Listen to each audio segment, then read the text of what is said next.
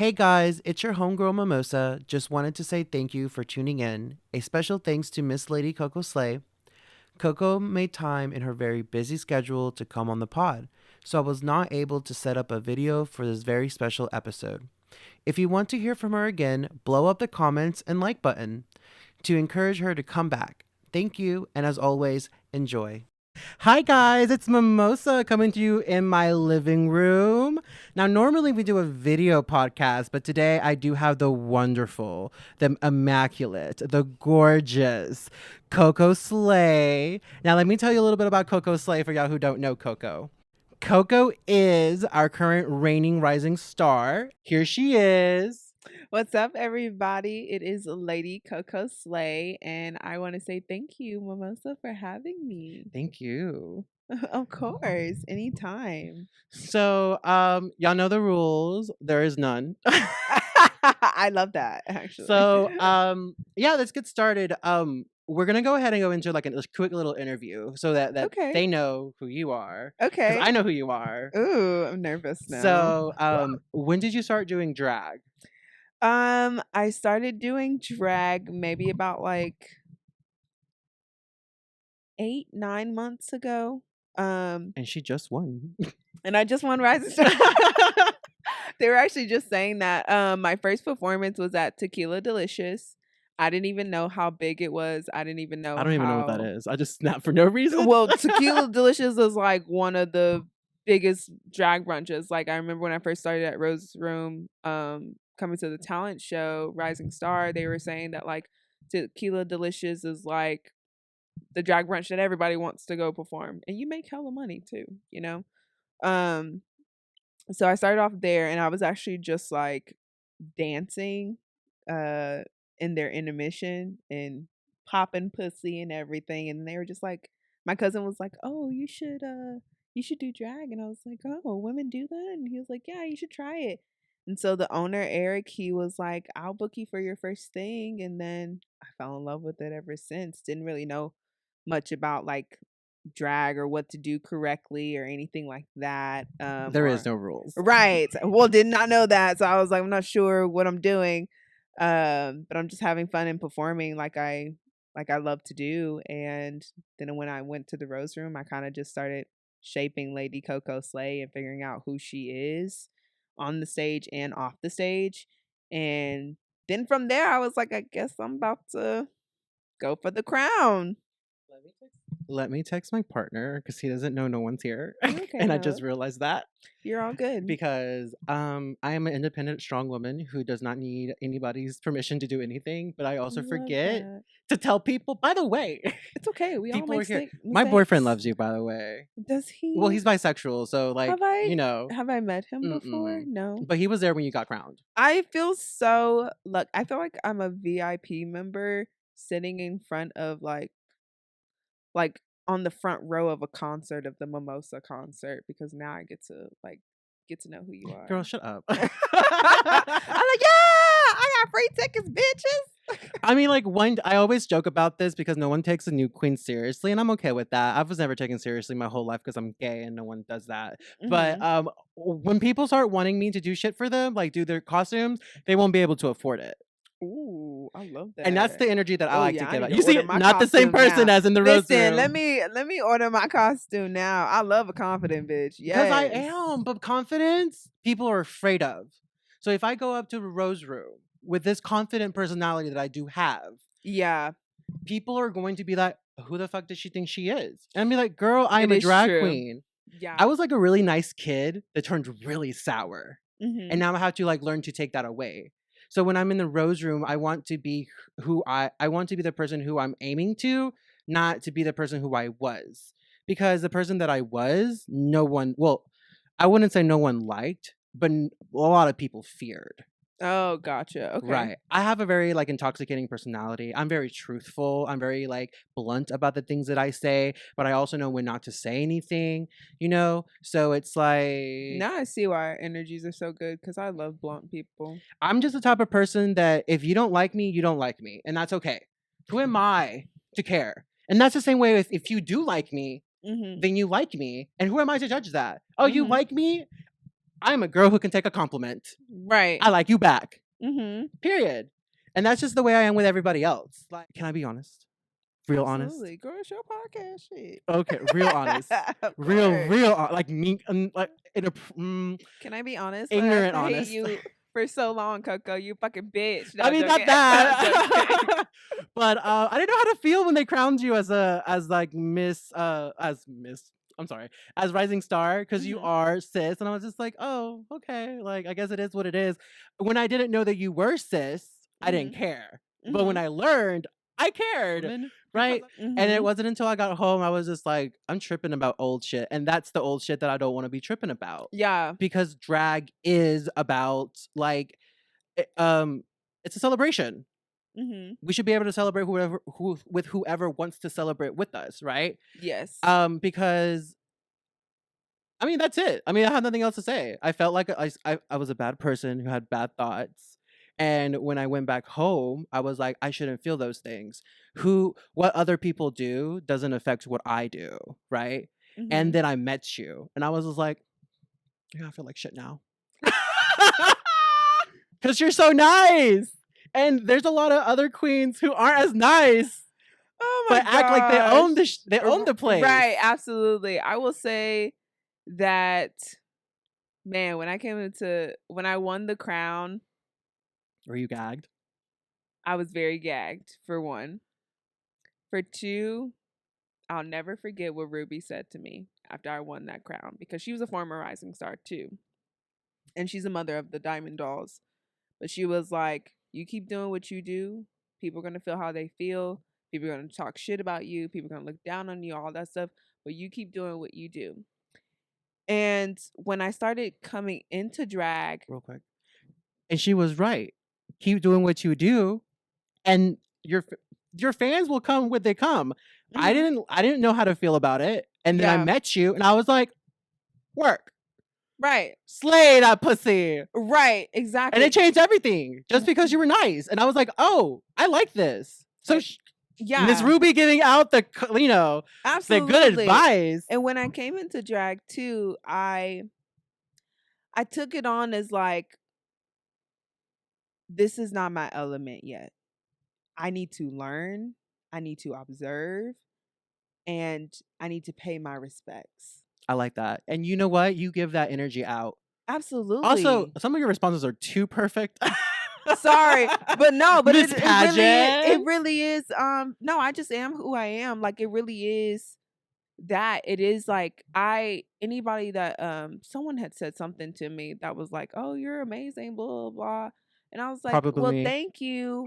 But they were kind of like putting me above like certain drag queens. I don't remember who it was, but kind of insinuating that I was better than everybody else. And I was just like, y'all don't even understand the amount of shit that they have to do backstage.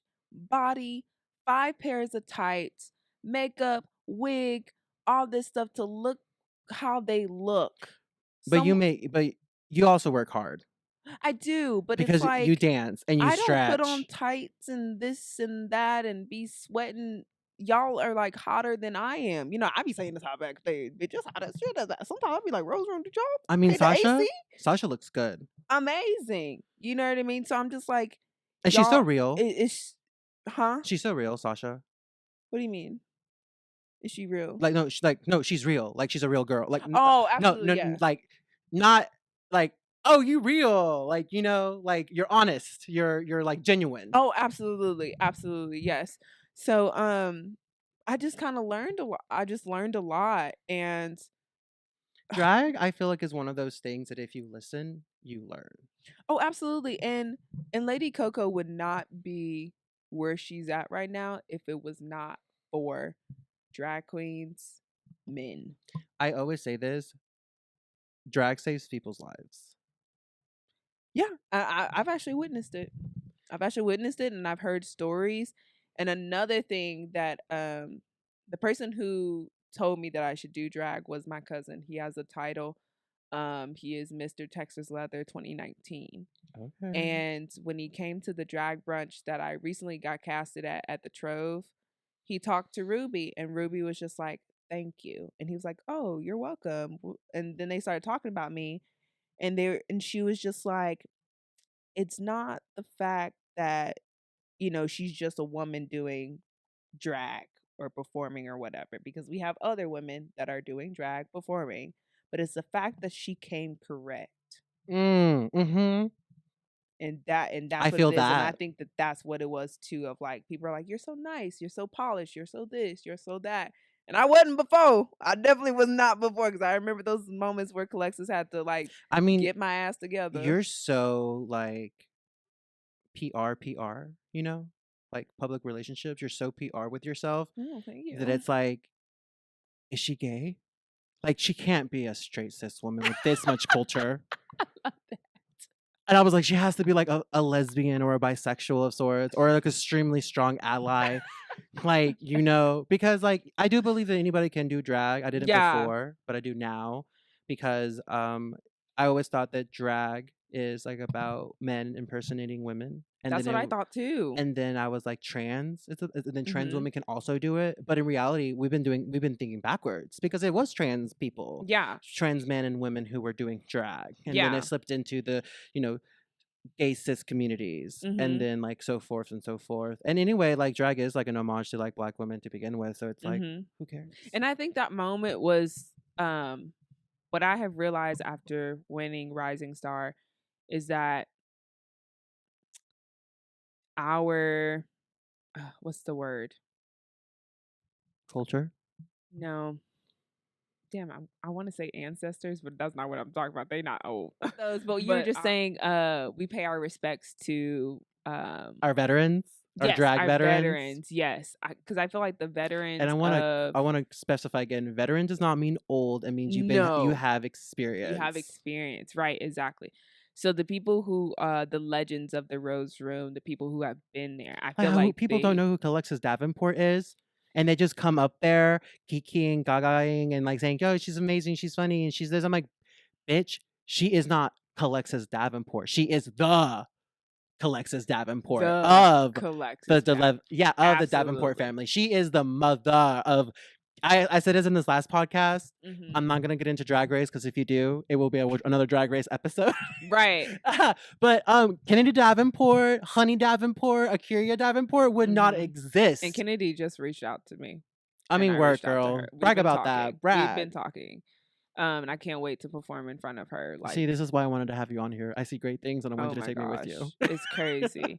But yeah, those people who are like legendary, I think that um they write kind of like the history, you know what I mean? Mm-hmm. They do the history, and then we're up next, type of a thing. So really just the community as a whole figures out, where are we taking it? What's the evolution of drag, type of a thing? And if I am a part of that, I am so like happy to kind of be that too as well. So I think it's like people need to talk about like drag history, you know? yes, oh absolutely. There's so many people that don't know about it.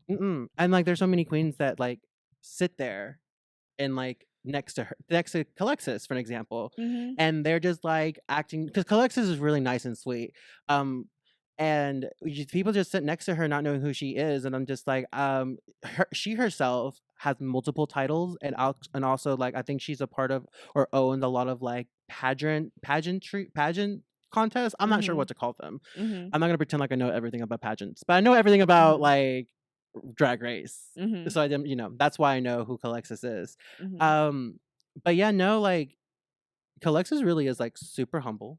Hmm. She never talks about like who she is and what's going on, and she has these little kids or like these new drag queens coming into the rose room acting like they're the next hot shit, and Hmm. she's there like, mm-hmm, okay.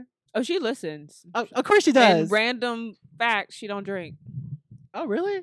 She don't. I You know what? I'm not surprised with that because RuPaul is a recovering alcoholic. really, I did not know that. So is Jinx Wow. Monsoon. Yes, I did know Mhm. that. And Love her. then who else?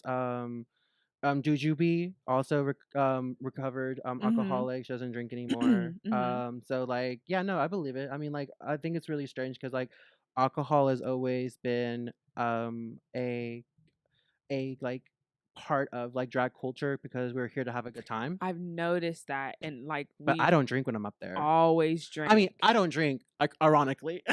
My name Hey, being I think that Mimosa. should be the number one rule. The only reason why is like I'm not against anybody that drinks while we perform or whatever, but Some people need it. The only thing is like I just be so afraid that like I'm gonna fall off the stage or I'm gonna get so drunk that like I'm not sharp with my performance. Not only that, I want to be present in the moment. That too as well. Because like I know when I don't know about you, because I don't know like what goes through your head when you're up there. Because all I see is sexy. Oh baby, it's a whole nother different person. I try my best to be like girly. She do. Like, you know, I don't know if you ever see me perform, but like I'm always like, yes, of course. I'm always like, ooh and you know, like I'm here for myself. And if you like it, great. If you don't, then no. I would describe your performance as graceful.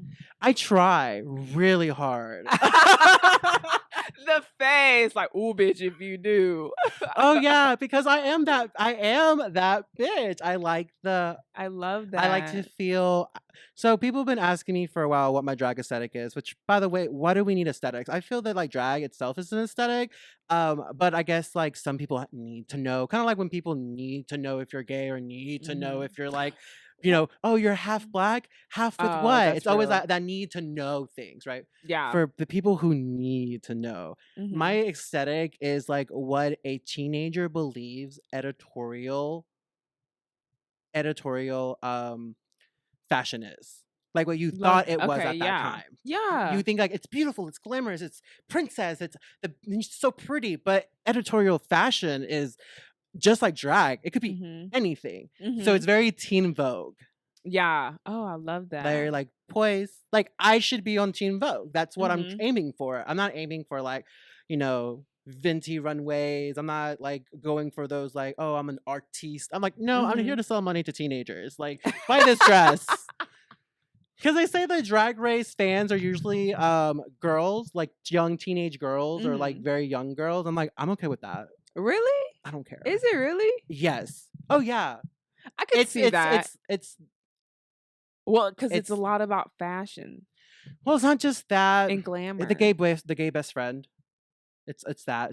That's true. It stems from that. That's true. Yeah. Oh, I want that. You know, and then when we talk about things that matters, you know how like some people are, you know how some people are where they're like, I can relate to that. I'm like, no, you cannot. But if you do, then I guess like be your best self. But basically it's like that's my aesthetic. It's very much like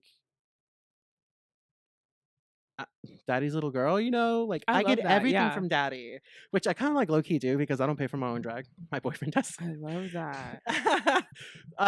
But do you have an aesthetic? Because when I think of you, I think of like pageant. Do you really? Oh wow. I mean, you have face. Thank you. And body. Thank you so much. And you can dance. Also, I love that you stole my chair idea. What? You remember when you got on stage in the chair? Yes. And I was the one who said like it'll be hot. And then you did it, and I'm like, damn, I should have kept that by myself. But that was hot. I loved it. I got gagged too, because like I kind of felt like I was like, oh, I'm a part of that. Yes, absolutely. I did it before you came, but then I hadn't did it in a while. Because I think the first time I did it, it was like a fail. So I was like, nah, I ain't doing that. And then when you said it, I was like, oh, you know what? I'm gonna do that. Because I was gonna do it for comedic relief.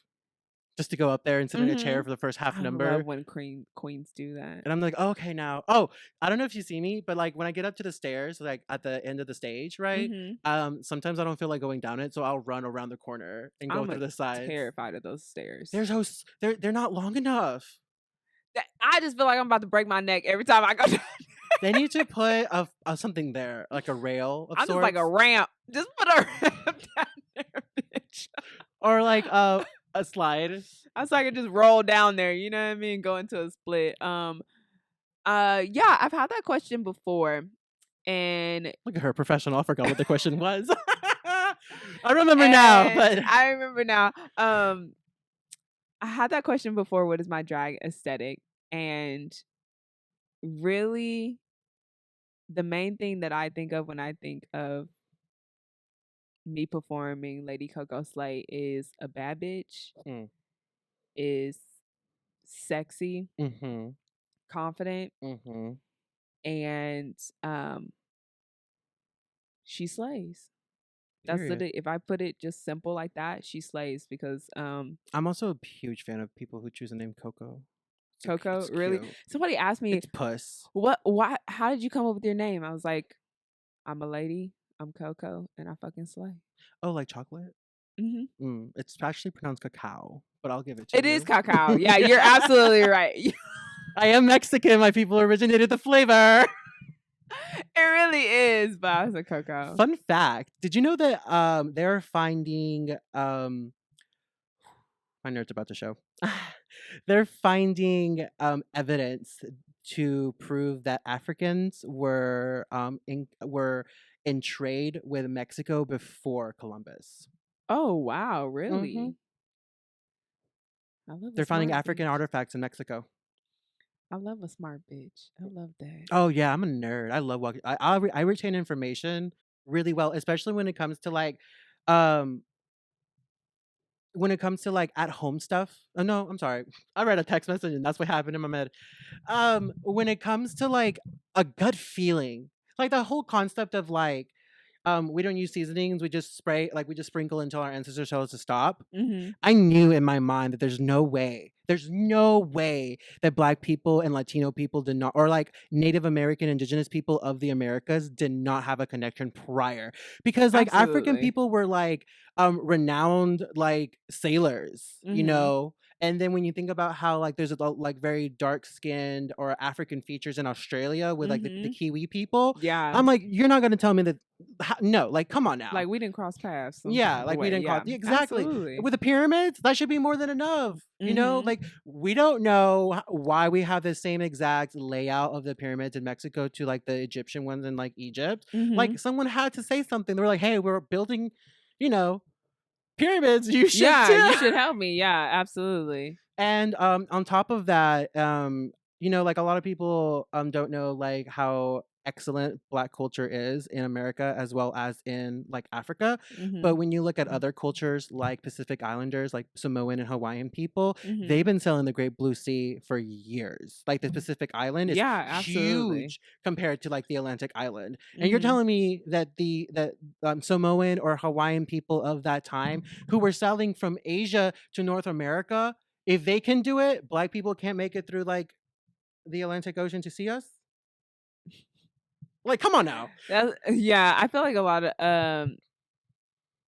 the people that are discovering it, all that stuff, they don't really think of us first They're or that we definitely could they're definitely do singing that. through a washed out lens. Or Absolutely. very dirty, I guess is the Or, better you one. know, just trying to cover up the fact of that we have done all these things so that the Black community doesn't feel empowered. Or how I recently learned, and it just makes sense. Like it's common knowledge sometimes. Mhm. All American food is Black people food. All. Mm. You're telling me so American food. Oh, you don't know this. Let me educate you. Ah! So I don't know, baby. I eat like a rabbit, so I didn't get this size from eating like that. So the foods that we consider to be American food or soul food, right? Like green beans, collard greens, um candy yams, turkey, like all those Mhm. things, right? All that food, all those recipes were popularized by our first lady, which was George Washington's wife, I think Mhm. Miranda or Mary Washington. I don't remember the girl's name, the lady's Mhm. name. Um, you're telling me this rich white woman was cooking back in 18 something? No. She No, had she probably slaves. had a slave. Yeah. You didn't even So, have to tell me that for me to know mhm. that. So with this, that, and the basic knowledge. This is basic knowledge. Mhm. Um, so yeah, all of the recipes that she popularized were credited to her. Now we're finding out, which I don't really think is much of a finding out. Now we're finding out that, like, well, of course she had slaves. She has we're calling them chef slaves. That's what what we're trying to call them instead of like endangered like chefs. No, they were slaves who were forced to cook for this lady and her family. Mhm. And basically, he was the one who made everything. He was the one who invented all these recipes, all these foods, everything that's going on. And it's like all soul food and all American food, Mhm. like, you know, for like the traditional stuff that we usually eat for Thanksgiving, was invented by a black slave chef who worked for our first president and his wife. I can believe that. I can definitely Of course, after the believe Native that. Americans taught him how to, like, you know, taught him how to, like, grow crops. But yeah, no, I can believe that too. Yeah. that's why it's like it's a weird thing of history where like Mhm. people are so proud of their food. I'm just like, girl, Yeah. it's not very much yours. Yeah, exactly. I love culture so much, and I just wish that we like everybody knew more about like the truth Right. behind everything. Because the truth doesn't change anything. Mhm. I'm still going to eat food. Exactly. I'm not going to stop eating. Exactly. So, like, that's the thing. Like, why does that change things for people? Like, the fact that I learned that, I was like, work.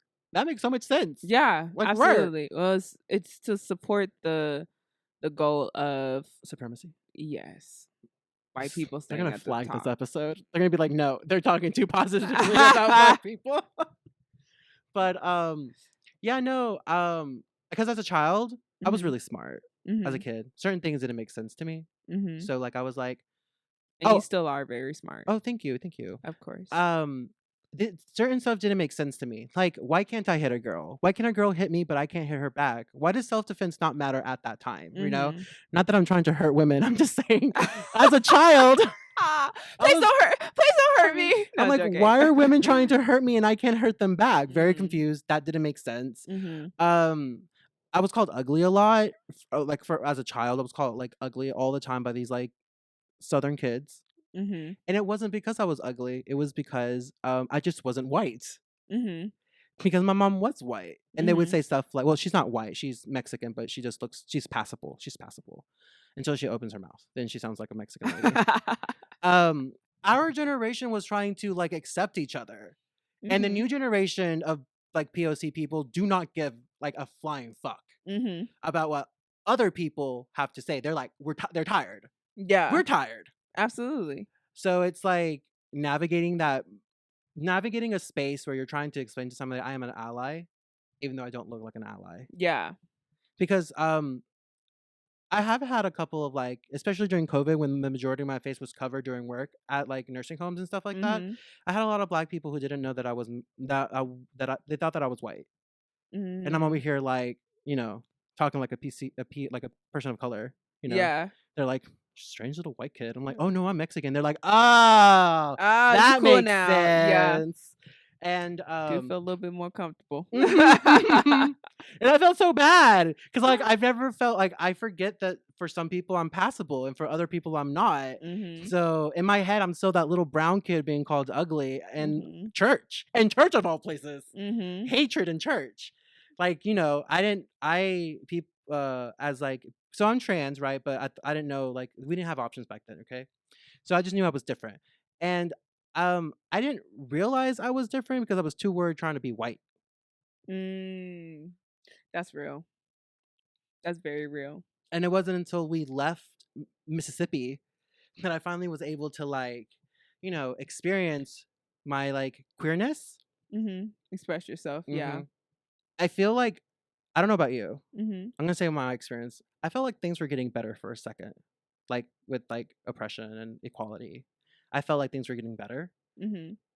and then I don't know where they just went like completely hard, like went to complete shit, Mm-hmm. or was everything just so well masked that I didn't notice it? What do you think? Well, let me ask this: when do you feel like it went to complete shit? Oh, during the Trump thing. That's when I was really like, are we really voting for this man? That's when I was like, undoubtedly, like I was like, this can't be real. I truly believed Hillary was gonna win. I did not believe that people were so like self-indulgent that they would choose this man to represent us as a nation. Sure, we'll get the classy white guy. Not that. What was that? Yeah. I was very confused. And yeah. I felt scared, like, for the first time that, oh, this man does not like me. Yeah, you are not the only person. I think a lot of people were afraid because it's something different for America. I mean, not different. Let's be honest. Like, out of the ordinary. Like, it wasn't what, like, I mean, like, I thought I didn't like Bush. I'm gonna be honest with you. I didn't really get into presidency or what was going on with the government until the Obama or until after Obama? I was in sixth grade when a little Obama. bit with Obama, but really all I knew about Obama, and I'm ashamed to say this, was that like, oh, we could possibly have the first black president. That's all. That's more than enough reason. It's about damn time. It's about damn time. In a Ooh, minute, maybe I'll do that I'm this Thursday. No, and my cup. You go ahead, bitch. It's your podcast. Girl, I don't even know what I can say. We're probably going to take a break. Okay. Because my mouth is really dry. Okay. And in 10 minutes, my partner will be here, so I want to try to make that genuine. So we'll be back. Hey guys, it's Mimosa. Just taking a quick break to remind you that you can come watch us perform live at the Rose Room inside Station 4, also known as S4 in Dallas, Texas, where Miss Lady Coco Slay will grace you with 3 popping performances. Make sure to follow us at Mimosa Was Taken on any platform. That's MIMOSA Was Taken on any platform. And follow Coco at Lady Coco Slay on Instagram. That's Lady Coco Slay on Instagram. Thank you for supporting this broadcast for queer viewers like you. And we're back. That was a very long break. It's okay. So I one time heard that, or actually multiple times, that human beings only actively use like 10% of their brain, and the other like 80%, like 90% of it is like just automatic stuff that we do. And when I've heard that, I was like, bet. And that's why all those other like nasty things that I was talking about, that's why I started like really like paying attention to my body afterwards. Because I was just like, oh, if we're only using 10%, then I should be able to like control my gag reflex. Absolutely, yeah. And I feel like I'm aiming pretty low in the what I want to control. But with that being said, I wanted to be a Davenport until I met the Davenports. And then I was like, oh no, I don't want to have to work this hard. So I'm content being last nameless. Is that the only reason why you didn't want to be a Davenport? Because of the work they have to put into it? Hell yeah. Like, I've always been a fan of Alexis. Like, huge fan. Before Drag Race, even before I even made the connection. Seeing a, like, confident woman or confident drag queen on stage. And her, like, you know, bringing something new of every few months, even though for me it might be new. For people who maybe follow her career, for them maybe it may not be. But for me, my experience as people, for me, the Alexis situation was like, wow, who's that? I want to do that. Not drag. I want to do what she does. Where when people who don't know her, or at least from what my concept, people who don't know who she is or anything like that, they still watch. Eye captivating. And I was like, oh, that's so cool. And at that time, I didn't know anything about like Drag Race or like, you saw how she did that where she was like, oh, wait, let me make sure I can do that. As soon as like, okay, what I'm trying to say, because I don't know, this dog confused me.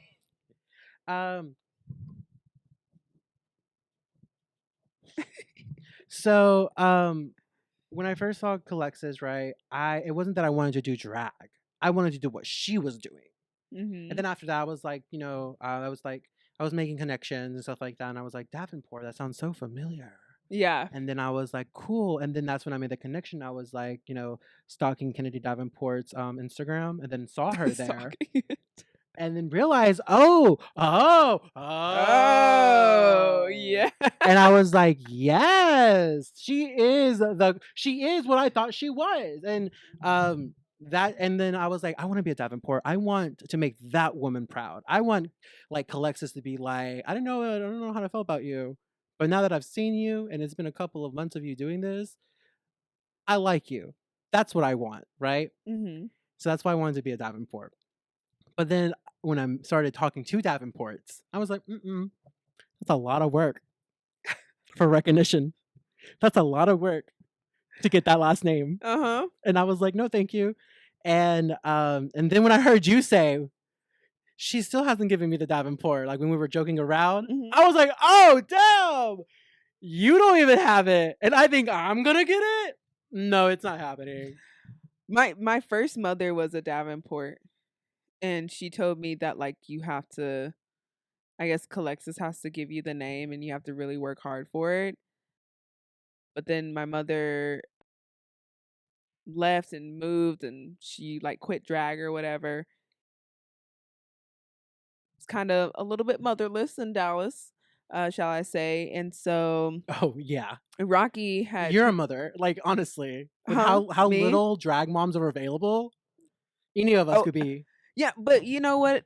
For me, shall I say, so many people were saying like, "Oh, like you my drag daughter. Oh, you gonna be my drag daughter." Blah blah blah. But they're not stepping up to the plate to really show me the ropes, and that's what I was looking for as like a mother's to really, really, really be there, really show me the ropes, give me what I need, all those stuff. What do you have to offer me? That type of thing. What name have you made for yourself?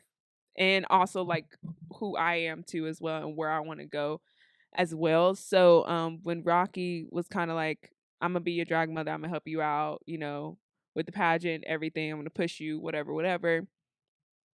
That's when I became an O'Hara.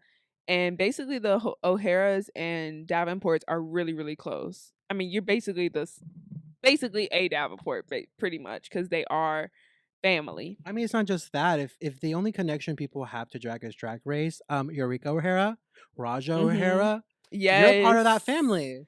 By Yes. itself, the O'Haras are renowned. Yes, I mean, I absolutely. still have my Davenport favorites, but and also like Raja is from here. Raja has done Rising Star, Yeah, like yeah. Raja O'Hara. Oh, yeah. So it's like, work. You know how special it is for me personally. How special it is for me to be standing on the same stage at the S4 Oh, absolutely. that Alyssa Edward was once on. That's why I talk about it. Plastique Tiara, Mhm. Raja O'Hara, Kennedy Mhm. Davenport. To have Kennedy Davenport host like At Marty's. Marty's, Mhm. girl, we're living in a legendary town. It feels almost magical. Like Mhm. when I paint myself in the backstage, Mhm. I'm like, Alyssa could have been sitting in this same exact spot that I'm sitting in right now. Yeah, and that's why I give my speeches. Why I started giving my speeches as Rising Star. Also, I think you take this job a lot more serious than other ones did, which I love. Yeah, thank you. Well, really, I started giving my speeches at Rising Star was first off, I think when people get when they win a title or you know they have a little bit of fame, they forget about um when they first started. And I have not forgot about when I first started, what it felt like to be at the Rose Room for the first time, all that, like, the intimidation, you know, you not knowing what you're doing. Did you do a good job? All that other stuff. People taking it really, really serious. Some people tell you to have fun. The drama that's going on backstage. All this stuff. It really is different when you are a first timer. Hell yeah. Because I may not know a lot about drag Hmm. queens, and I'm being humble when I say that because like I don't know everything, but I do more than the average queen does when it comes to knowing her shit, knowing her history. But that's what I have attempted to do drag multiple times, and every time there was a bad vibe that I got. And I Hmm. was like, no, this isn't for me, or maybe not for me now. Yeah. But the point was, it wasn't meant for me at that time because like I know how people can be. I know how Hmm. jealousy strikes, and I also know that I'm a very confident individual, and I learn really quickly. So before you know it, people are gonna be like, "Oh wow," you know. But to everybody backstage, I know I'm always gonna be that new girl. Like I'm always gonna be, "Oh, Mimosa, yeah." Like even if I like worked like hard in like a short amount of time, Hmm. people care more about time than like the quality you give out. So, I haven't worn the same outfit more than once. Hmm. And every single time I go, I want every almost like the weeks that I don't go are weeks that I just couldn't finish a project. And I'm like, I'm not gonna go out there half ass. I want to wear this outfit. I Right. want to do it to this song, Absolutely. and I'm gonna do it. And if it's not those, then I don't want I to do it. love that. Mhm. And I know what I have to do to get the attention that I want. but that is not my drag. Mm-hmm. So I do pick the girly songs, like Lily Allen and like About You Now, like the da da da da da, like the poppy soft girl songs. I pick those songs on purpose because A, I don't have to dance. Yeah. And B, I'm picking songs that white girls like. Mm-hmm. It's I'm thinking about what I'm doing. I'm not sacrificing my art to do exactly what I want to do. I'm thinking about it. If I'm going to do this and I want to get on TV eventually, Mm-hmm. then I need to build a like aesthetic. I need to build a brand. Mm-hmm. And when I've noticed that when someone says something like, "Oh, what's your brand?" and their brand is like, "Well, I'm the brand." I'm like, "Then what is that?" But when you put thought into what you're doing and not just doing what you want to do, Yeah. you remember that, because eventually I will be doing the things that I want to do, and the people who come to see me are going to be gagged. Could you imagine if I go on RuPaul's Drag Race and I'm still going to S4 on Thursdays You could. Mm-hmm. just for the fun of it? Yeah. And people will be like, "Holy shit, is that who we think it is?" You know what I mean? I can't wait. I can't wait to like walk into that room and be like, "I'm a Ru girl." It's And a the only people who can privilege. touch me Yeah. are like Alexis and Jenna. Like, Yes, absolutely. And I was gonna say, now I remember what I was gonna say was that's the reason why I give my speeches, is because I think we just forget about where we are. There's some girls who have been coming week after week after week for a little bit more than a year, have done the pageant twice or whatever, but we forget about where we are and who has touched that stage. And that's why I'm always like, hey, y'all, clean up after yourselves, this and that, because we don't know if Friday night or Saturday night they're going to have a RuPaul girl that come in, and then it's like, oh, Rising Star left all this trash behind. And then what happens if like we're making so much of a mess that they stop Rising Star? Which I don't think that that's gonna no, happen. never. But if it did I get mean, we that do bad, bring in people. yeah. But if it did get that bad, if we really just think about it, if it did get that bad, it might get to the point to where it would be something like that, or they would limit things. And it's not even about that. It's really about like respecting. Yes, It's just that. and that's exactly. So, and being grateful for where you are too, as well. Also, that stage is fucking amazing. Like for us to be able to perform there for free on a Thursday. It didn't always used to look like that though. I mean, like I've been here since 2018, girl. I know. Yeah. Oh, yeah. But even they have like a video on YouTube where they show this guy. I don't even know what his name is, but they show this guy interviewing Alexis, Jenna, Cassie, and somebody else. I don't know if he interviewed Sasha or not, but just talking about, oh, what how do you feel about the new Rose Room, blah blah blah, and how like they spend a lot of money and remodeling it, making the stage. It really is the perfect like place to perform for drag queens. For new drag queens at that. What better experience can you get? I mean, that was my first stage ever. Like, well, not including school, but like as an adult, that was my first stage ever. So like, I feel that like I skipped a lot of steps. Yeah. Because like most people have like not even a stage, it's just a bar. And they just gotta, use the room that they have, the floor, the bar floor to like do those things. Those are harder. And even like even roundup, even though they clear the center for like drag, right? That is so hard. You're at a lower level. At least on the stage, it feels like you're better. Like not better, but Yeah, the energy is different. And yeah, no, it's just like I don't know. I respect like that stage so much because like since I was a child, like when I say children, I say like an adult child, like since 18. Like I've always wanted to be up there, and now I finally get to. Yeah. And I feel like for some people, they just go up there and they're just like, this is just one of the many places. And I'm just like, okay, maybe you don't need to come.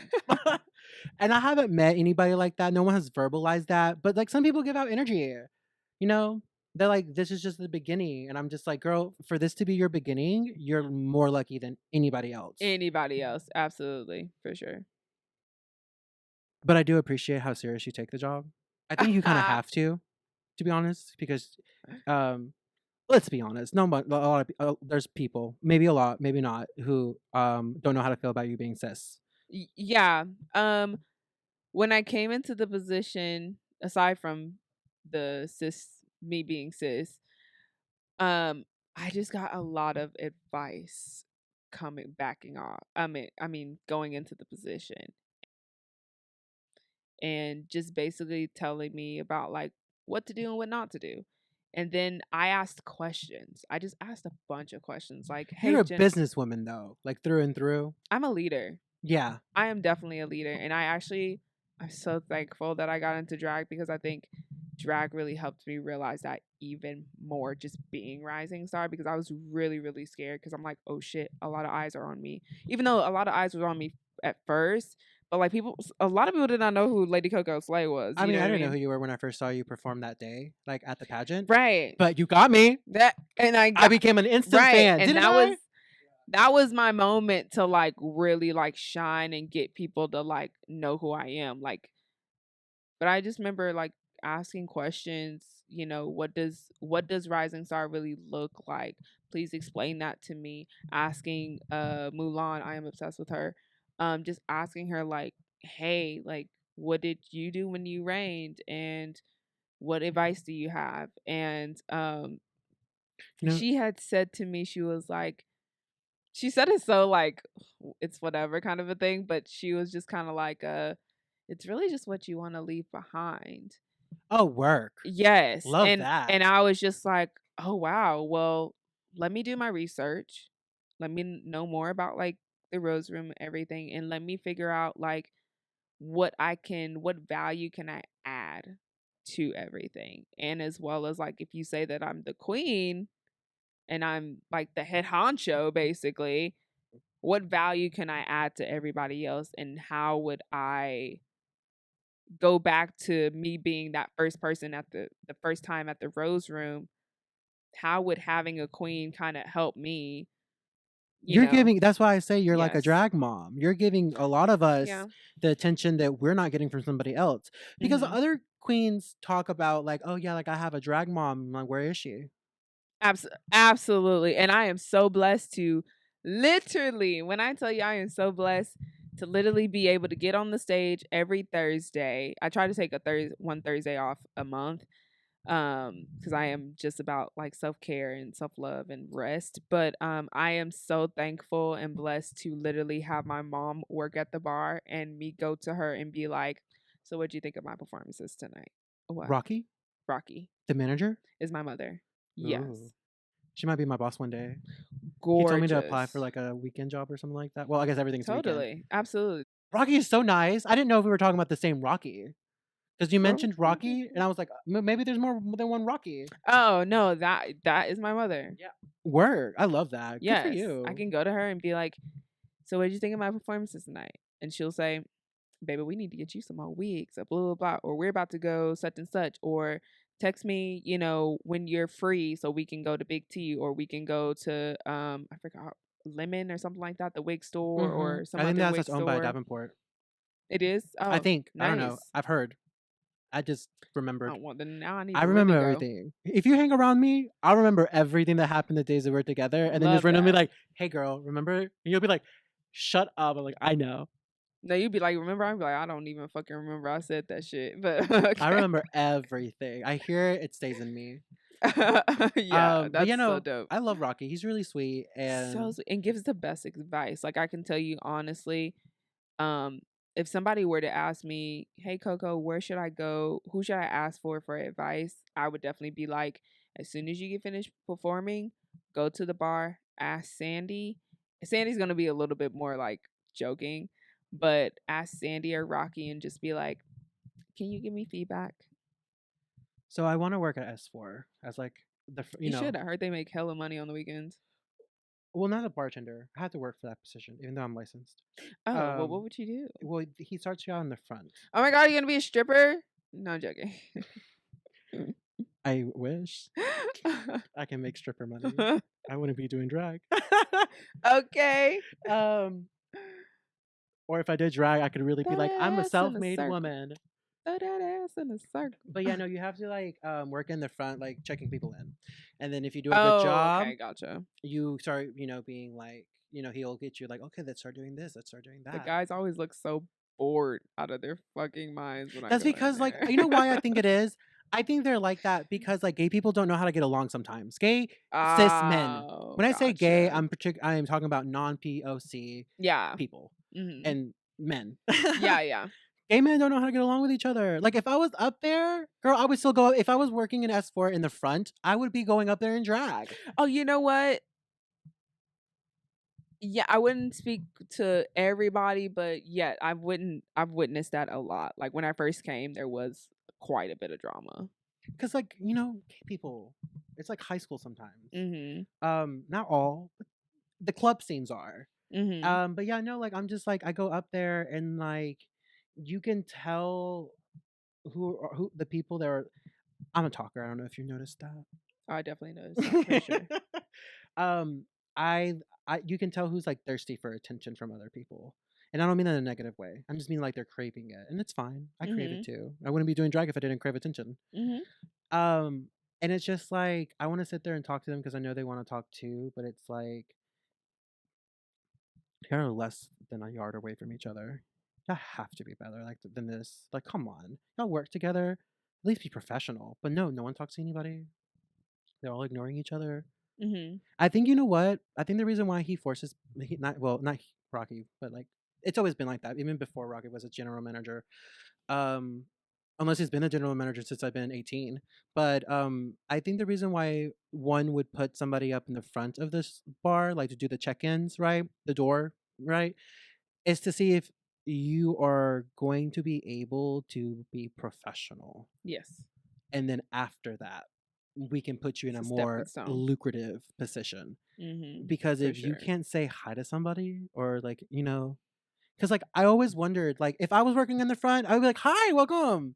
How's Mhm. your day going? Thank you Yeah. so much. Here's $5." Mhm. You know, it's always the situation where it's like you go up there, they don't speak to you, they don't talk to Mhm. you, they don't say anything to you Yeah. other than ID, hand, bag, and I'm just like, stop acting like you don't see me every fucking Thursday. Well, maybe that's because I'm the rising star, but they're like, "Oh, we know you. You're good." I mean, I get that sometimes with some people. Yeah. Like, oh hi, because I'm always nice. Yeah. But I also feel like they are kind of like Target and Walmart people that work at Target and Walmart. Like they a lot of times, because I used to work at Target, like when you're doing the cashier register, you've been up there for hours. Like you don't want to keep just having the same conversation of like, hey, how are you doing today? Oh yeah, I like such and such. That's Okay, different. hey, how are you doing Target is today? not a Blah blah blah. community. Da da da. Da da. And then some days you just want to come in, you just be quiet, and if somebody say something to you, then it's cool. But it's like that like I'm just doing your groceries for you and you're on your way type of a thing. So it's like I'm just checking your ID and then you're on your way. You're not going to say, "Hey, how are you doing? How's your day?" That's how you get people to protect you when you're about to get fired. Is by being That's polite true. to the clients. That's true. But no, like Target is not a community. The clubs Mhm. are, especially for the gay communities. This is where Yeah. This is like for our history has clearly shown that like for a while that our only safe haven was Mhm. the clubs and the bars that we had. This isn't like a gay club is more important than any straight club in ever in existence because it provides safety not only to gay people but straight cis women. Mhm. That's why they come to us because they That's why they don't want to come. be like um attacked, I guess. Like I don't know what to say. Like they don't want to be bothered by the men, like by straight men. Absolutely. So it's just one of those things where it's like this. It's they don't understand the importance of what the club means, and if they just for a second thought about it, they would be a little bit like a little bit more sociable kind of Yeah, situation. absolutely. And Yeah. I'm not. I mean, like I agree with you though. Like shit, if I was like 18 years old working at the club, I would be like, ID, bye. But Yeah. I'm a woman now. I I've been through trials and have to be tribulations. sensitive. I have to be polite. I mean, hell yeah. Mm. I have to But show my pussy every chance I mhm, get. mhm. Ooh. Oh my gosh. But oh man. I was gonna say, I'm so happy that you won. Thank you. Even though you said that you wasn't happy when I went. I mean, like, mood. You're People like, can who is this change. fucking bitch? People can change. Well, it's because I was rooting for a friend. Who were? Oh, you said you were rooting Acadia. for Acadia. Are Yeah. y'all like besties? No. Okay. And I don't mean that in a harsh way, but No, yeah. we're not. I wish we were best friends. So if you're hearing Acadia, be my Mhm. best friend. No. Akita's resourceful and she's really helpful. So when I first started, when I wanted to do drag again, and I was like, I have no reason to not do drag. Yeah. I reached out to any drag queen who is known for making outfits because I wanted to make a one professional outfit that I can wear, right? But learning how to sew things that aren't anime related. Yeah. Because a lot of the anime stuff is just regular clothes with like a weird color that you're not used to yet. Mhm. A lot of sometimes it is very intricate, which I'm trying to figure out how to mix them two together so I can have more fun while I do it. I want to be able to introduce anime culture into drag culture and people not understand that that's what they're seeing, but just be like, that's hot. Kind of like the same stuff that happens with black culture when it's reintroduced into white culture and people are like, they don't know it's black, but it's hot and they like it. Yeah. So that's basically what I'm trying to do. Um, but I met Eclaire Davenport online. She's currently living in Oh, she's England. so sweet. Very sweet. And she was the one who told me to talk to all these people. So I messaged Armani. She was at the Rose Room when I started. Mhm. She was I really wish I would have met her before she left So sweet. because like So sweet. And she helps me out. She's a talker. hmm I love so we like FaceTime while she was in England and just really gave me advice and stuff like that. And then I started like talking to like Acadia. I messaged Armani, Acadia, and a couple of other queens. So Acadia Mhm. just messaged me before her mom did, and I got her to make me one of my outfits that I still haven't worn.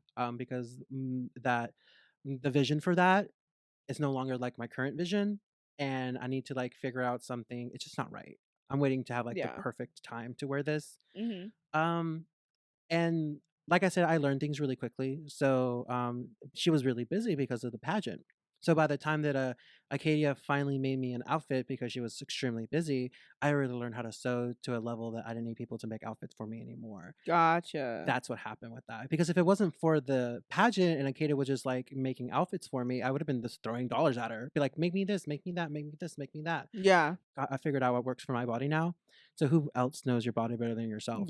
Yeah, exactly. Sometimes I wish I never learned how to sew. If I can just throw money at something and be like, make me something. Make me something. That's me. That's my life right now. But now I'm just like so into like my art that I'm just like, no one's gonna do it the way I want to do it. No one's gonna get my references the way I know my references. Yeah. So sometimes people becomes friends with people who are Davenports just because they want to eventually become a Davenport. And I was Oh. like, oh, Well, that is that why you sucks. became friends with her? Huh? Is that why you became friends With with Acadia? Acadia? No, it's because she's fucking pussy. That's why. Acadia's Shout out, hot. shout out to Acadia for literally being a really wonderful queen, and Oh she gets yeah. booked. Oh, not only that. The reason why I was even bringing this up was because Acadia was the one who pushed me to like do this. Like she was not tolerating Mhm. my bullshit at all. Like Yeah, she was like, "Girl, just she's do it. very headstrong. Yeah. Yeah, girl, just do it. Just do it. Just do it." Like what? Are you, like Mhm. no, you need to do it. And I was like, I "Girl, will never forget the first time. My favorite memory of Acadia is the first time um I performed at Marty's, and my mother at the time told her like, "Can you make sure that you take care of my daughter, all that stuff?" And it was Alexandria and her, and Alexandria was like putting together my wig and everything, and Acadia was like, "This is the first time I ever had somebody just dig a hairpin into my fucking scalp and like turn it. It felt like she was putting screws in that bitch. But let me tell you something, bitch, that wig did not fucking come off." And it took me a good minute to take it off, and I was so thankful for that. That's my favorite memory of her, because I was just like, girl, she kind of taught me how to hairpin my freaking wig down, basically, of like, oh, this is how I need to do it. Like, do it until it fucking hurts, and that shit ain't gonna move. And that's another reason why I don't drink. I try not to drink or keep it to a minimum, because when I drink and those pins are in there and my like the cap is tight and everything, I have a migraine at the end of the show, and I don't want that. well, not just that. Medically speaking, when you do alcohol, you sweat more. That too, as and you don't well. want that. But it's really just And then it's the your vessels migraine. dilate, so there's not enough Oh, blood. interesting. So if you go out there drunk trying to dance like that, you're not gonna have Yeah. enough blood flow. And Mm. you're a personal trainer, so you should know how important Oh, absolutely. blood flow Oh, is. absolutely. Absolutely, for sure. But yeah, no, again, yeah, shout out to Akita. She should be on the podcast, but you know, she stay busy. Yeah, she's always booked. She's very popular. Very. She's really good at making connections. I mean, her mother is I mean, her mom is like a also goddess, very much, literally. and the way her energy is rich, And she has poised. a very close connection with Calexis too, because her mother is Calexis' daughter too as well, instead of like a A third. chain down the line, you know, of Davenports. But my mother, HBO Davenport, was a Davenport, you know, so I definitely for I always sure. joke. I don't joke about this. I am very proud and very much like thankful Mhm. for the ones that help me. They're Davenports. Yeah, they're amazing. I mean, the Davenports are doing great right now, and I was gonna say, Also, you and Daniel, y'all have a chemistry. we do. I just love Daniel. We're pretty close. We don't talk every day or anything like that, but we just have a really good relationship. And I just love him and his energy. Oh, same. I'm But like, and I say this in a very friendly way. mhm, I'm like in love with Daniel. mhm. Just his Oh, I am personality, too, for sure. how he's like, and you can. I don't want to brag, but Daniel is kind to everyone, but he doesn't give everybody the same energy or the same amount of energy. He doesn't put in a lot of energy to everybody, Mhm. but you can tell when he does. And um I like to say like we all Kiki back there, but I have conversations with Daniel, and just like knowing that someone who is that good at what he does, Yes. giving me the time of day, Mhm. girl. After I talk to Daniel at any given time before my performance, you can't tell me shit. I just love talking to him. I love being around his energy. Him and his boyfriend, I believe, or Oh are they yeah. married? They're not married, No, I think right? they're together. Like I don't think they're married now. Okay, yeah. So him and his boyfriend, and then as well as Ivy and her husband are pretty awesome. Also very sweet, Ivy. I've gotten to know them. Yes, absolutely. Um, but yeah, that I mean that lip sync was something else. And I'm actually really excited that you're like the current reigning queen of like the Rising Star, um, because you make my time up there amazing. Mhm. I don't know. I don't know. I can't put it into words how comfortable I feel the moment that I see you. Oh, good. Because when I see you, I'm like, it's gonna be a good night. I never realized how much I affected it because I mean, I've only been doing it for 3 months? With that being said, though, I do have a drag mom, Serenity. Mhm. So she's my drag mom. Oh, she is. Is Mm-hmm. that why she was giving you so much advice backstage? I was wondering. I was like, "Dang, girl, you really doing? That's my child." No, I'm joking. Very But much. I love that when other queens are giving other queens advice because you know that really does help And you when she's you humble. start out. Oh yeah, And she for shouldn't be. absolutely. Those fucking high kicks back to back to back to back. Girl, that death job. I'll never let her down for that death job. Serenity's like, I don't think Serenity knows how good she is, because she'll be like, girl, you need to learn like the two step, you need to do this, and I, Serenity, I am not a dancing queen, I am a walk queen. I walk, stop, give somebody personal attention, and then move on to the next one. I'm very much a stripper in that form. Mhm. And But I don't think she realizes that like what you're wanting me to do, it's like a lot. mhm. She doesn't know that she's that amazing, and she expects me to be able to do that same thing. I'm like, girl, we are not built the same way. Right. Um, but the thing that makes Serenity a drag mom and makes her like such a good for me is that I'm not one that works well with like negative attention. So if you're constantly telling me stuff like oh, you could do this better, you can do that better, I'm like, girl, I already know what I can do better. I need encouragement, and that's what gets me to like work harder on my stuff. Some people, when they get encouragement, they settle, and that's not who I am. You give me encouragement, I'm like, I want that encouragement to continue to come, so I'm going to Mhm. continue to work for that encouragement. Mhm. And that's what makes Serenity great for me, because it's basically one of those things where it's like she gives me the emotional support that like I wouldn't get from like some other people, you know? Yeah. Because like you said, like I said, um, you're talking about your drag mom, but where is she? Mhm. If I was a drag mom, I would make sure to at least attend at least 2 of your Rising Star shows. Yeah. At least with you, if not with you, just as a just to see you, you know? Mhm. And that's just like how I am. I don't know if like I think I don't remember who it was, but somebody said online on Facebook because you know like us drag queens talk on Facebook. I know, I realized.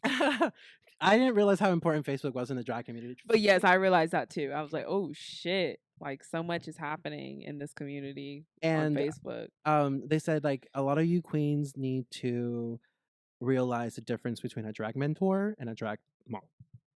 And I was like, what do you mean? And then she obviously specified a drag mentor helps you with your drag, a drag mom helps you with just more than just that. Yes, absolutely. And I didn't know the difference. I didn't get why some people were saying drag mentor. I kind of felt that it was a way of saying like she might help me, but this is who this is all me. And I'm like, girl, why do you have to specify so much that this is that you know that this is just you? But then I realized it's not that they're not giving that person enough credit. It's more of the fact that they are just a mentor. Yeah, and the fact that I think a drag mom kind of goes outside of drag, and as well as like you have a more personal connection to your mother. And the other thing too is we don't really need drag moms. We could help each other out, but that doesn't happen. Mhm. Yeah. Yeah, they say that if you don't have a drag mother, everybody is your mother, basically, because everybody's gonna give you advice. They're all gonna help you out, all that type of stuff. But it is nice to have that one person that you can just kind of go to. Like I texted my drag mother today and was like, "Hey, can you make me a background video for Thursday?" And she was like, "Yeah, sure. What do you need?" Like Work. no questions asked, nothing. Like Let me borrow you her. need something, but oh no. I want my drag mother to myself. I mean, I like being the I don't think I'm the only child. I think she might have one other kid. I don't know. it, Yeah, I thought about having my own house. well, when you do though, I don't mind being a mimosa sleigh I will definitely. That is cute as or hell. even mimosa coco. It would have to be a sleigh. The reason why I say Coco is if I ever became a drag house, my kids, I wouldn't have a last name. My name would be Mimosa. So all my kids would have to be whatever their name is plus Mimosa.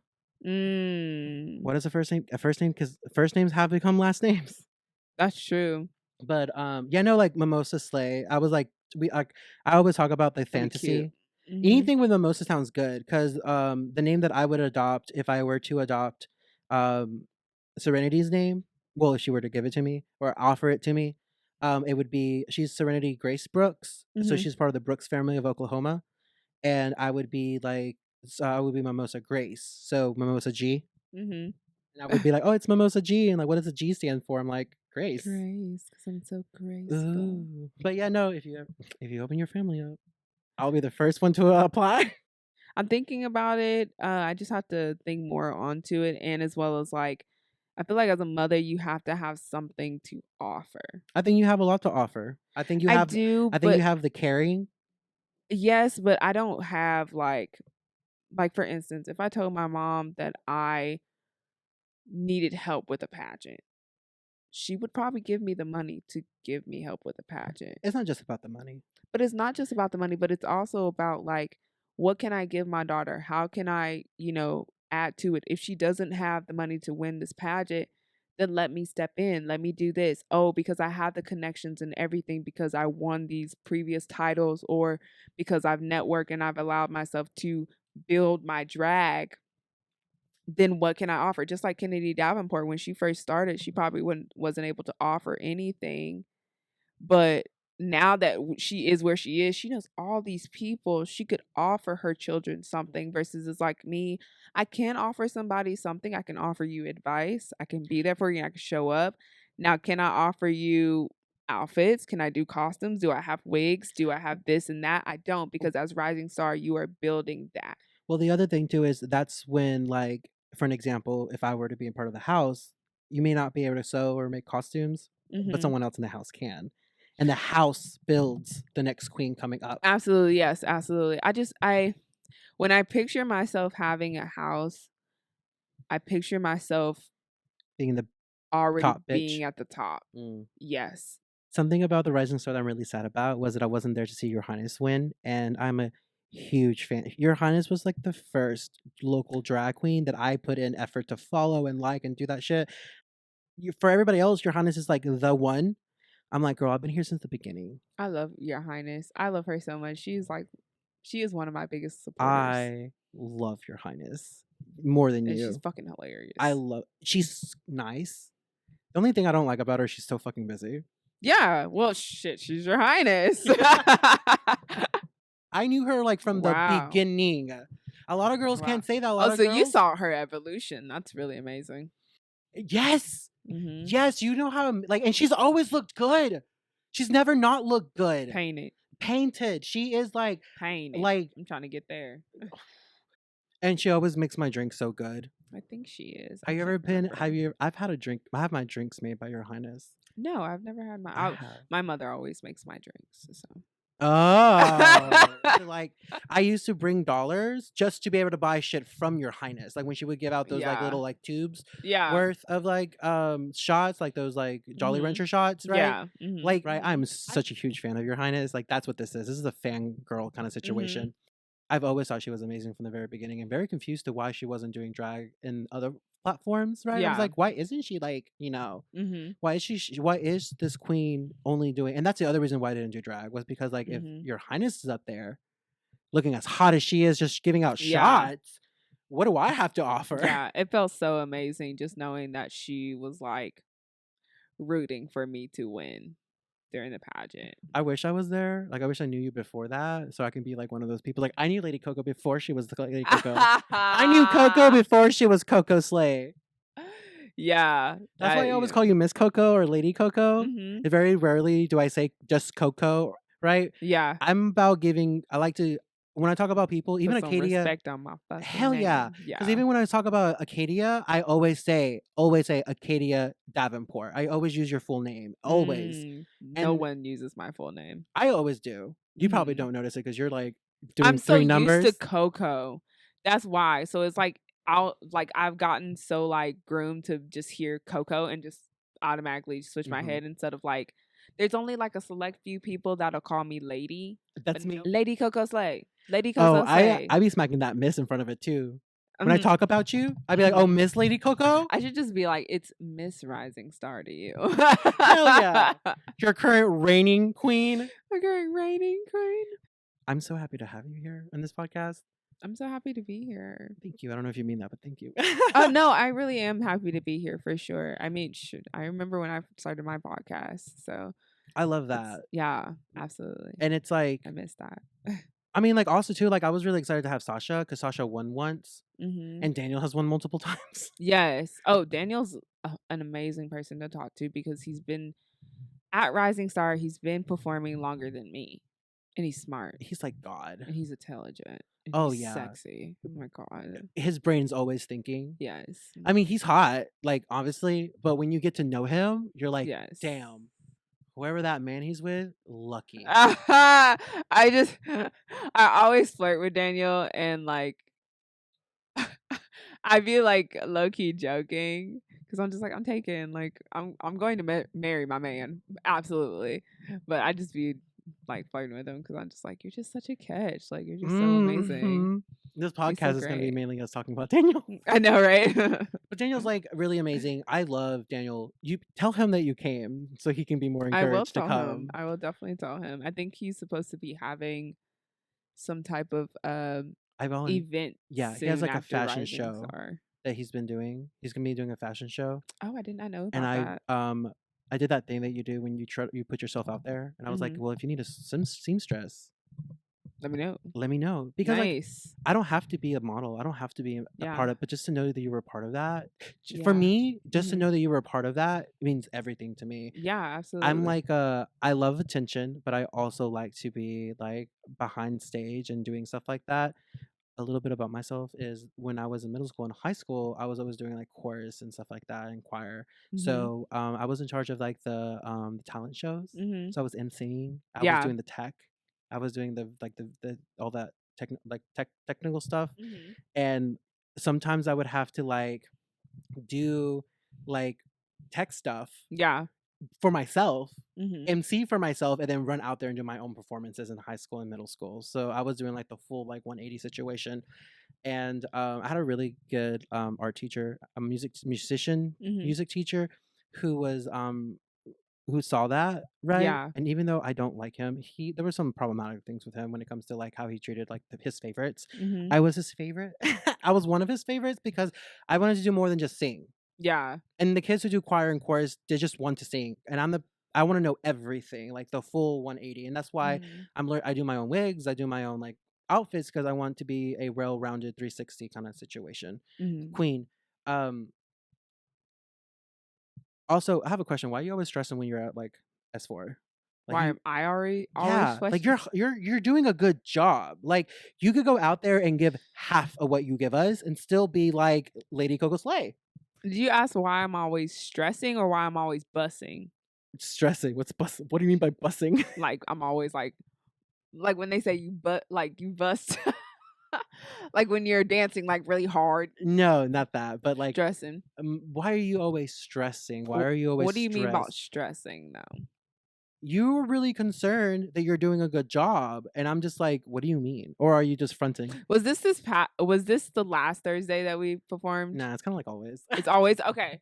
Gotcha. I think it goes back to kind of like what you were saying with like the Davenports and stuff like that, like pressure. And as well as like one thing that you live by as a dancer. I am a professionally trained ballerina. Oh, that's right. I was gonna ask about that. And I got sidetracked. It's okay. Were you like happy that I noticed that you were a professional dancer? Like when I asked you, like, you're a professional dancer, and you were like, yeah. Like, were you like someone recognized it, or was it more of a like? Do you remember? I do remember that. It was more of like a like this person like know more than... you noticed, but more so like people ask me that all the time. Well, they realized that when I because there's technique. Like my third week, yeah. Like there's a difference between a good dancer, and there's a lot of dancers in the drag world too. And there's a difference between just someone who does a good job, who's naturally good, and someone who like knows the technique. And like I noticed that like the moment that I saw you like perform like outside of the pageant, I was like, oh, she has to be a professional dancer. Like there's no fucking way that this bitch is naturally this good. And then I asked you, and I was just like, oh, I need to trust myself more if I was able to catch that. Absolutely. Why am I always stressing? I think because I just like, are you nervous? It's still? That, and as well as what you were saying before. It's like when in drag, you keep yourself at a lower standard or a low level, right? So that you have somewhere to go. Well, I am really at the top right now. So it's 100. Like I really got to figure out, oh shit, how do I top last week's? How do I top this? How do I top that? How do I top this? And it's not that I don't believe in myself. I am just really hard on myself. I'm just like, bitch, you have to like keep this reputation. Like you have to. Like my main thing when I started was like, my name is Lady fucking Coco Slay, and that means every time I get on that fucking stage, I'm going to give you a show and I'm going to slay. So I cannot just get up on Rising Star and just sit there and lip sync. Oh, like I need to fucking slay. I need to command the room. And even the times that I do just walk around, I still command the fucking room. Like I still have this energy or this persona or something like that. And as well as like a little bit more like into my life too as well, or with everybody, is like you come from work, you go home, you put on your face or whatever, you put on your face everything, and you get to Rising Star. So you're coming out of like a stressful environment, your day, to go right into yes. And so for me, a lot of times when I get to Rising Star, I work literally 5 minutes away from from S4. So I am literally within the matter of 3 hours, 3 to 2 hours. Yeah, in 3 hours, I am leaving my work to drive all the way to Plano to shower, put on my face, glue down my wig if I have time to, try to put together my music, figure out what the hell I'm going to do, drive my ass all the way back down to Dallas from Plano to try to get there early, claim my spot. If I don't have a spot, then I have to tell someone, hey, I'm Rising Star. You have to get y'all have one of y'all gonna have to get the fuck up. You know what I mean? Because I got 3 numbers, that type of thing, and then be on. Come out of that. Oh yeah, you be coming like minutes before having to go up there. Yeah, my call time's like 10:30, and then it's like 11 p.m. And then you need to be up there in like 10 to 30 minutes, depending on the day. Yeah, so I have to be there. I have to be ready because I'm first. Right. I'm first after Calexis or Sasha, whoever is hosting. I have to be first. And also, as Rising Star, you set the example. I don't know much about the other reigns, right? But for this one being my first one, I'm loving it. I mean, it just shows how professional you are, Like, you don't treat us any differently than any other performers. No. Especially never. coming from like a ballerina background, I know how hard that is. Especially Absolutely. being a woman of color as a ballerina.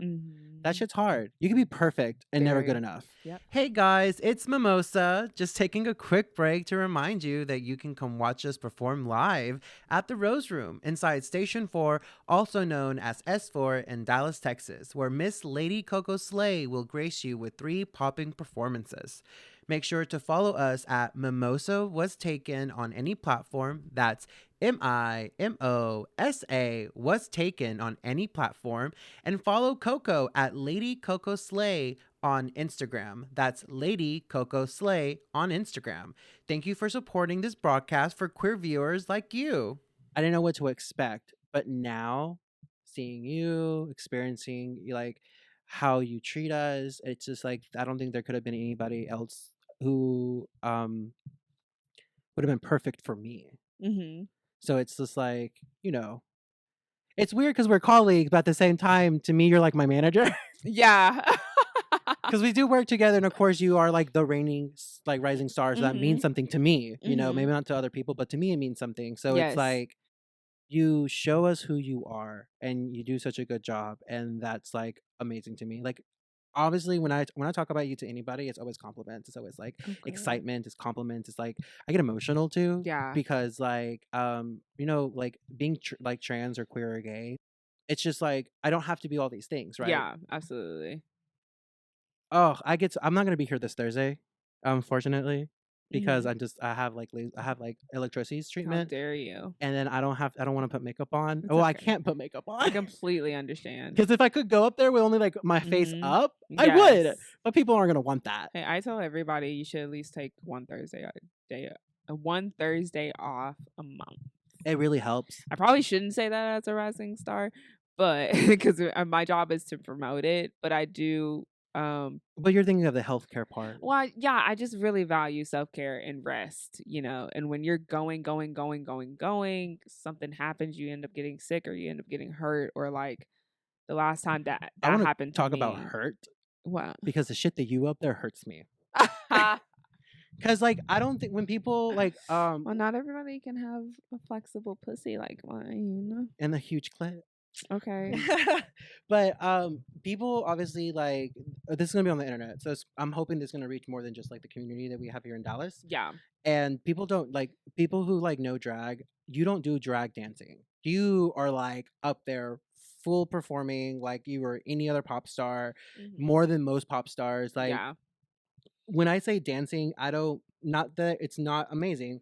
I'm not talking about the drag queen dancing where it's like high kick flips or like tumbling and stuff like that. Yeah. No, you are choreographing the situation.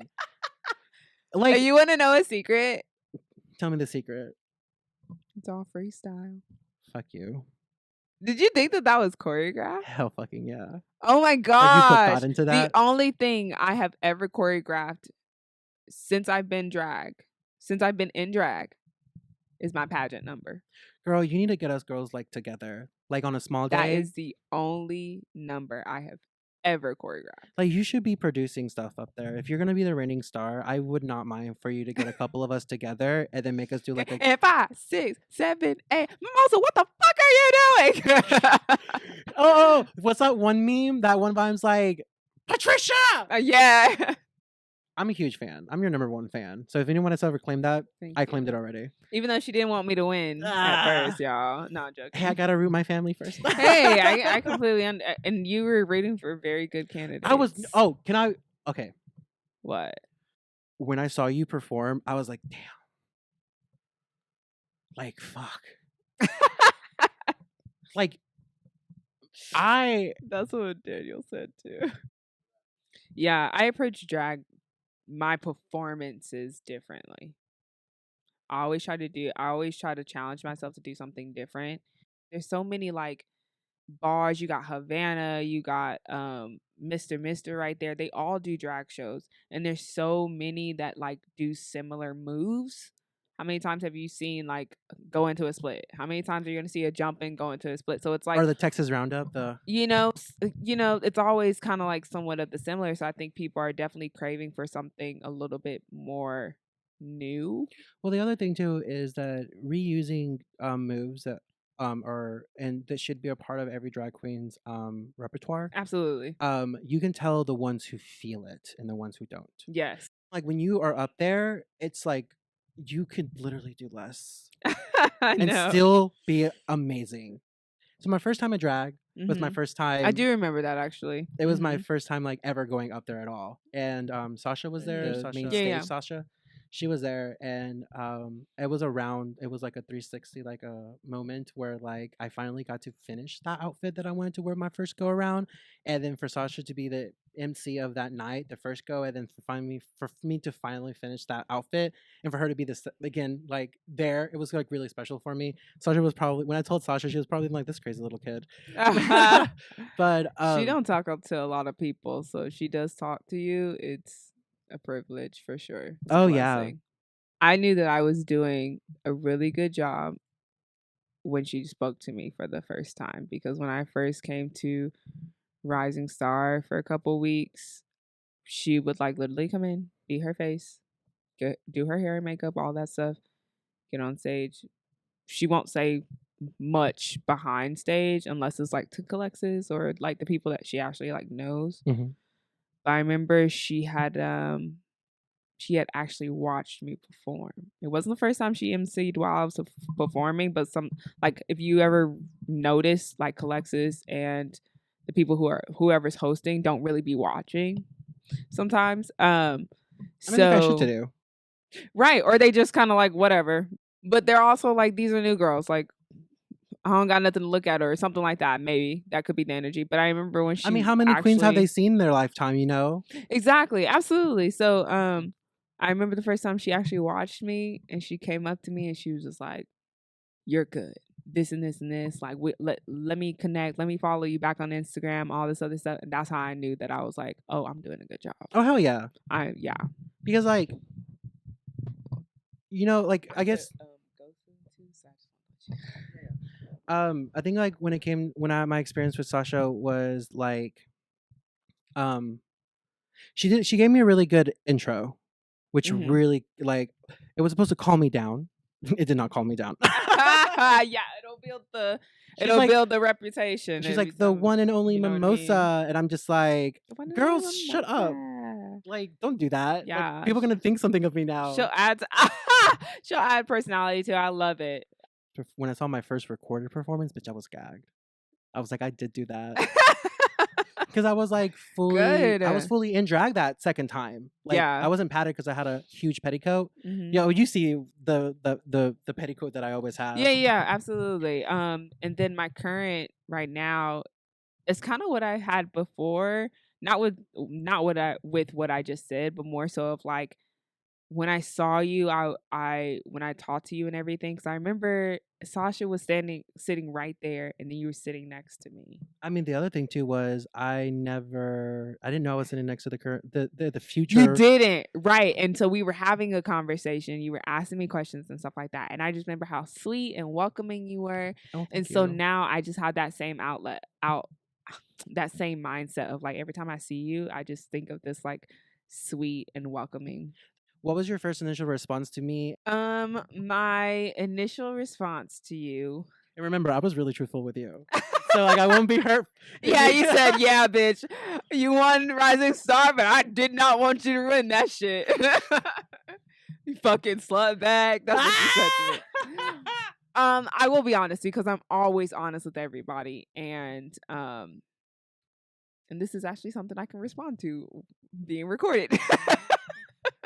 So, I will say my first initial response to you was, she's super sweet. She's nervous. Thank you. And she doesn't quite know what she wants to do yet. Mm-hmm.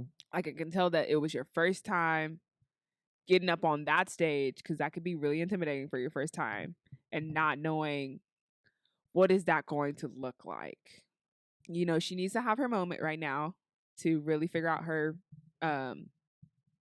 performance and everything and get confident into that. And then the next thing would probably be just makeup. I want to say thank you for having me. Thank you for coming and spending like what 3-4 hours. Literally. Oh, well, you definitely gave me a lot of content. Of course. I was really excited. Anytime. I was really like, we have to do another video, or we have to do another one where it's video. Absolutely. But Okay. like, it's up to you if you ever And want to some grace booty my shorts. podcast with a visual representation of the body. Yes, I'll give you body. Absolutely. Lady Coco Slay. I will definitely, for sure. But as always, like, subscribe, follow those little things, hit the notification icon so you know when I'm randomly uploading, and hopefully we can get together again. Oh, you know what? So there'll be less of me talking and more of the actual guest I talking. don't know about that because I think I'm an introvert. You can't tell? Not really. Because I see you like this, and Yeah. then you and like doing performances, and I'm just like, oh, like she's just saving her energy. Yeah. Let's just call it that. And where can we find you online? Yes, you can find me on Instagram at Lady Coco Slay, and you can find me on Facebook at Destiny Hicks because Facebook would not let me make it Lady Coco Slay. Hey guys, I just wanted to say thank you again for tuning into my show. This project means a lot to me, and I love the time I spend with my guests. I also want to give out a super special thanks to Coco. She came on my podcast before anyone even knew of me and has been my #1 supporter, always giving me words of encouragement. Help me boost this episode to encourage Coco to come back so I can do a proper interview. I was way too green at the time of this recording. With much love, Mimosa, and don't forget to follow, like, subscribe, and hit the bell. Thank you.